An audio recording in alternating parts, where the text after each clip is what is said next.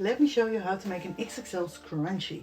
It's actually very easy, but you can find everything on my blog. Step-by-step guidance if you like reading better than video. And let's get started.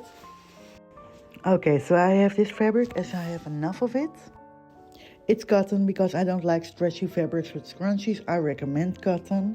We're going to fold it a couple of times and then we're going to measure it.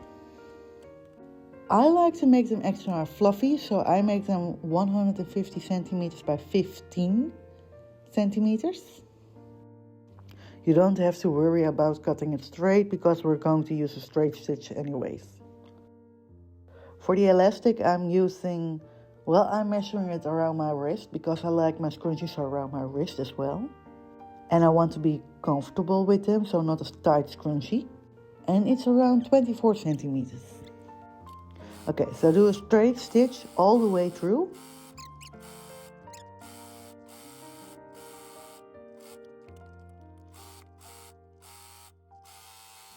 And then we will use a safety pin. This is just simply to get the tube inside out with the right side towards us.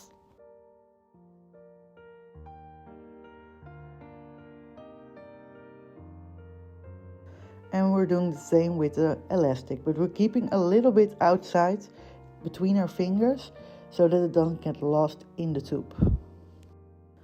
Now we are going to connect the two pieces of elastic. Some people knot it, but I don't like that.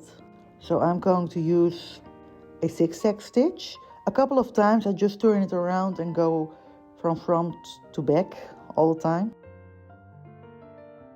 And with closing it, I'm hella lazy. So I just tuck it in and I sew over it with a straight stitch. And there you go. I didn't have any finished result pictures, just one. So here's another video where I'm wearing one of the scrunchies. I have very thick hair and you can see it is clearly there.